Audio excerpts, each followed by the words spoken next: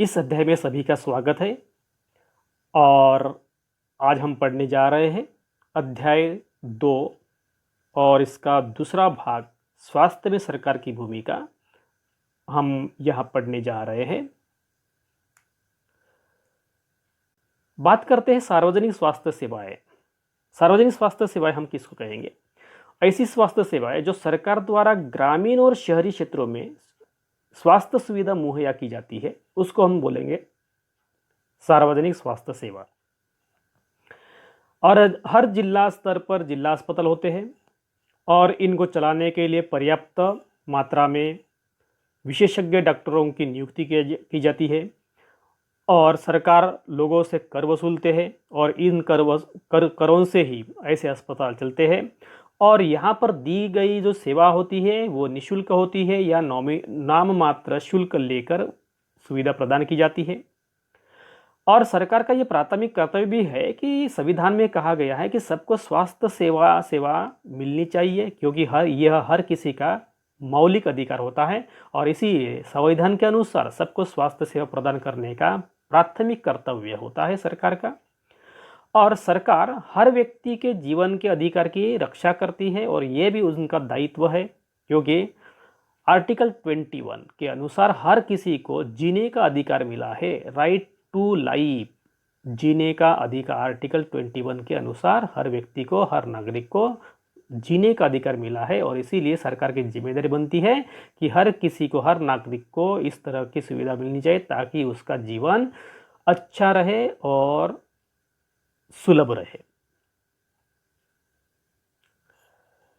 ऐसी स्वास्थ्य सेवाओं को हम सार्वजनिक इसीलिए कहते हैं कि सरकार ने सभी नागरिकों को स्वास्थ्य सेवाएं प्रदान करने की वचनबद्धता को पूरा करने के लिए यह अस्पताल तथा स्वास्थ्य केंद्र स्थापित किए जाते हैं और यह सेवाओं को चलाने के लिए धन भी चाहिए और इसीलिए सरकार टैक्स के रूप में, करों के रूप में लोगों से वसूल करते हैं। सार्वजनिक स्वास्थ्य व्यवस्था का यह महत्वपूर्ण पहलू है कि इसका उद्देश्य अच्छी स्वास्थ्य मिलनी चाहिए, अच्छी स्वास्थ्य सुविधाएं मिलनी चाहिए और वह निःशुल्क होनी चाहिए या बहुत ही कम कीमत पर होनी चाहिए ताकि गरीब से भी गरीब लोग इलाज कर सके।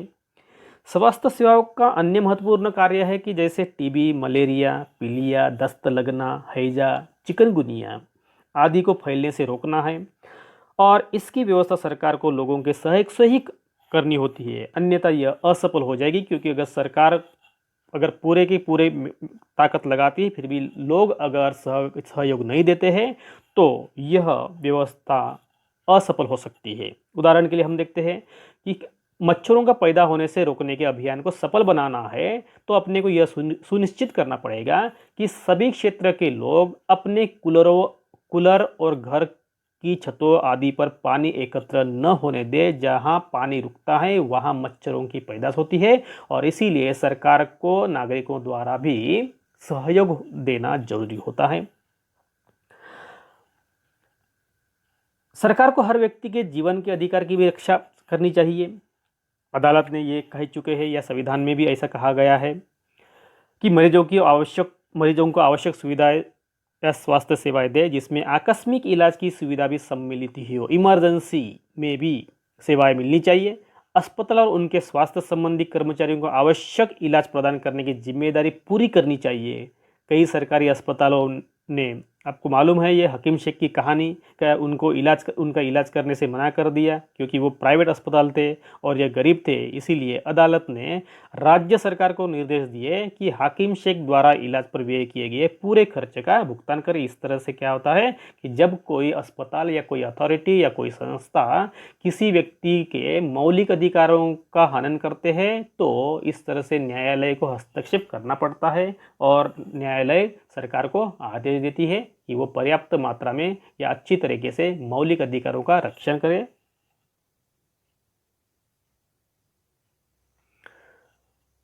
दूसरे प्रकार की स्वास्थ्य सेवा है निजी स्वास्थ्य सेवा। हमारे देश में कई तरह की निजी स्वास्थ्य सेवाएं पाई जाती है। बड़ी संख्या में डॉक्टर अपने निजी दवाखाने चलाते हैं जिसको प्राइवेट अस्पताल कहते हैं और ग्रामीण क्षेत्रों में पंजीकृत चिकित्सा व्यवसायी RMP रजिस्टर्ड मेडिकल प्रैक्टिशनर मिल जाते हैं। शहरी क्षेत्रों में बड़ी संख्या में डॉक्टर हैं जिनमें से बहुत से विशेषज्ञ सेवाएं प्रदान करते मतलब स्पेशलिस्ट होते हैं। निजी रूप से चलाए जा रहे अस्पताल व नर्सिंग होम भी होते हैं और मरीजों को हर सेवा के लिए बहुत धन व्यय करना पड़ता है। एक खास बात यह है कि निजी स्वास्थ्य सेवाएं अच्छी होती है, लेकिन हर इलाज के लिए, हर छोटी छोटी बातों के लिए उनको खर्चा करना पड़ता है। बिना फीस से कोई डॉक्टर उनका इलाज नहीं करता और इन पर सरकार का कोई स्वामित्व नहीं होता या नियंत्रण नहीं होता, और इसीलिए ये सुविधा आम लोगों के लिए पर्याप्त या उपयोगी साबित नहीं होती। निजी स्वास्थ्य सेवाओं में काफी संख्या में उनकी प्रयोगशालाएं होती है, परीक्षण करती है और विशिष्ट सुविधा उपलब्ध करती है, जैसे एक्सरे होते हैं, अल्ट्रासाउंड होते हैं, सीटी स्कैन होती है, और इस तरह से उनके कुछ मेडिकल स्टोर भी होते हैं जहां से अपने को पैसा देकर दवाइयाँ खरीदी करनी पड़ती है। आज निजी स्वास्थ्य सेवाएं चारों ओर दिखाई देती है। अगर हम देखेंगे गांव हो या शहर हो, चारों ओर दिखाई देती है। और अभी तो बड़ी बड़ी कंपनियां भी अस्पताल चलाने लग गई है। कुछ कंपनियां दवाइयों को बनाने और बेचने में भी लगी है। शहरों के कोने कोने में दवाइयों की दुकानें दिखाई देती है और इस तरह से निजी स्वास्थ्य सेवाएं हर क्षेत्र में, वो फिर ग्रामीण हो या शहरी हो, इस इलाकों में निजी स्वास्थ्य सेवाएं मुहैया की जाती है, लेकिन उसके लिए अपने को धन खर्च करना पड़ता है। अगला मुद्दा है स्वास्थ्य सेवा और समानता। हम देख चुके हैं कि भारत में ऐसी स्थिति का सामना कर रहे हैं जहां निजी सेवाएं तो बढ़ रही है, लेकिन सार्वजनिक सेवाएं नहीं बढ़ रही है। ऐसी दशा में लोगों का मुख्यत्व निजी सेवा ही उपलब्ध हो पाती है और यह शहरी क्षेत्रों में केंद्रित है और यह सेवाएं लाभ कमाने के लिए ही चलाई जाती है, क्योंकि उनकी दवाइयाँ भी महंगी होती है, उनका इलाज का खर्चा भी ज़्यादा होता है। इसलिए इन सेवाओं का मूल्य भी अपेक्षाकृत अधिक रहता है। दवाइयाँ महंगी होती है, बहुत से लोग इसको खरीदने में असमर्थ होते हैं और इसीलिए जब परिवार में बीमारी होती है तो उन्हें ऋण लेना पड़ता है। ऐसी नौबत आ जाती है, ऋण लेकर अपने को इलाज करना पड़ता है। तो अधिक पैसा कमाने के लिए कभी कभी गलत तरीकों का भी इस्तेमाल किया जाता है इस प्रोफेशन में। जैसे उदाहरण के लिए बहुत से डॉक्टर अनावश्यक दवाइयाँ लिख के देते हैं, इंजेक्शन या सलाइन बॉटल आदि की सलाह देते हैं, विभिन्न प्रकार के परीक्षण करने के लिए सजेस्ट करते हैं, जो गरीब लोगों के लिए उनके जेब को पुराता नहीं। जबकि साधारण दवा या गोली भी पर्याप्त बन जाती है, लेकिन वो भारी मात्रा में या बड़ी मात्रा में महंगी दवाइयों का ही प्रिस्क्रिप्शन लिख के देते हैं। गरीब लोगों के लिए बीमारी चिंता और मुसीबत का कारण बन जाती है, क्योंकि ये खर्चा ज़्यादा होता है, परेशानी ज़्यादा होती है और इसलिए जब भी बीमारी होती है तो बीमारी चिंता और मुसीबत का कारण बन जाती है। और इसीलिए हम कह सकते हैं कि स्वास्थ्य सेवाएं तो मिलती है, लेकिन उसमें समानता नहीं है, क्योंकि अमीर लोग निजी अस्पताल में इलाज करवाते हैं तो गरीब लोग जो सरकार द्वारा चलाए गए जो अस्पताल होते हैं उनमें वो इलाज करवाते हैं और इसीलिए स्वास्थ्य सेवाओं में कोई समानता नज़र नहीं आती। कभी कभी ऐसी भी परिस्थिति निर्माण हो जाती है कि पैसा ही लोगों के बेहतर इलाज में बाधक नहीं होता। कभी कभी ऐसी भी परिस्थिति होती है कि उदाहरण के लिए हम देखते हैं कि महिलाओं को तुरंत इलाज के लिए डॉक्टर के पास नहीं ले जाया जाता। कई आदिवासी क्षेत्रों में स्वास्थ्य केंद्र कम होते हैं और वे भी अच्छी तरह नहीं चलाए जाते हैं, वहाँ निजी स्वास्थ्य सेवाएं भी उपलब्ध नहीं होती है, तो लोगों को और मुसीबत का सामना करना पड़ता है। अगर ऐसी परिस्थिति निर्माण हो जाती है तो फिर अपने सामने एक सवाल खड़ा होता है कि पर्याप्त स्वास्थ्य सेवाओं को उपलब्ध कराने के लिए हम क्या कर सकते हैं। तो अपनी किताब में 2 उदाहरण दिए गए हैं जो अपने देश का एक राज्य है जो केरल इसका एक उदाहरण दिया गया है और दूसरा उदाहरण दिया गया है अन्य देशों से। तो पहले हम समझने की कोशिश करते हैं कि केरल का अनुभव क्या रहा, जो स्वास्थ्य सुविधाएं मुहैया कराने में किस तरह से वो सफल रहे।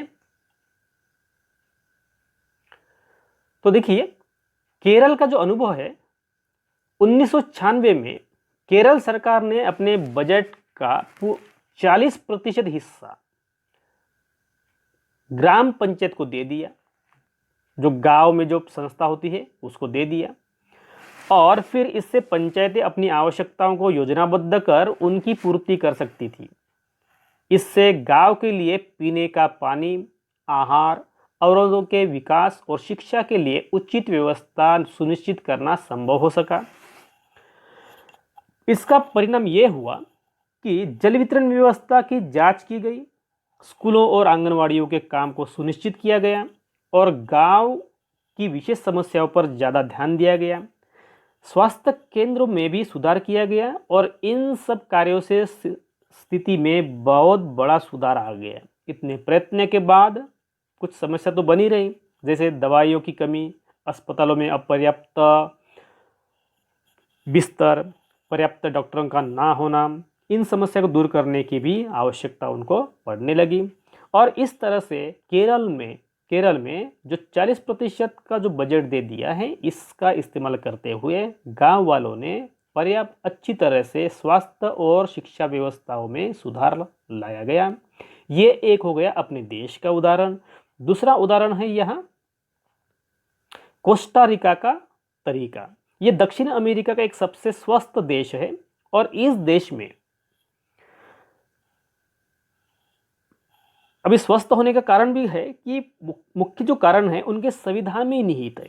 कई वर्षों पहले कोस्टा रिका ने एक बहुत बड़ा निर्णय लिया है। वो निर्णय क्या था, देखिए, कि वे देश में सेना नहीं रखेंगे, बिल्कुल नहीं रखेंगे, सेना पर व्यय नहीं करेंगे, सेना पर खर्च नहीं करेंगे।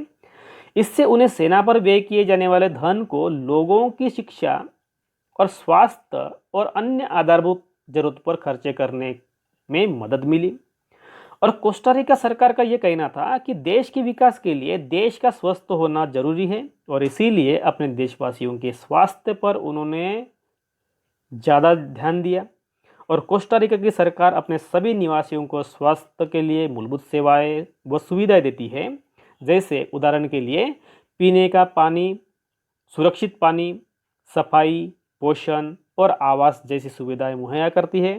स्वास्थ्य की शिक्षा को बहुत ही महत्वपूर्ण माना जाता है और इसीलिए सभी स्तरों पर स्वास्थ्य संबंधी ज्ञान शिक्षा का एक जरूरी हिस्सा बनाया गया है। और इस तरह से कोस्टा रिका में स्वास्थ्य सुविधा और शिक्षा व्यवस्था बहुत ही प्रशंसनीय है और इसीलिए दुनिया में यह सबसे स्वस्थ देश माना जाता है। तो दोस्तों, इसी के साथ हम यही रुकते हैं। अगर आप यह वीडियो पूरा देख चुके हैं तो इस चैनल को सब्सक्राइब करना ना भूलें।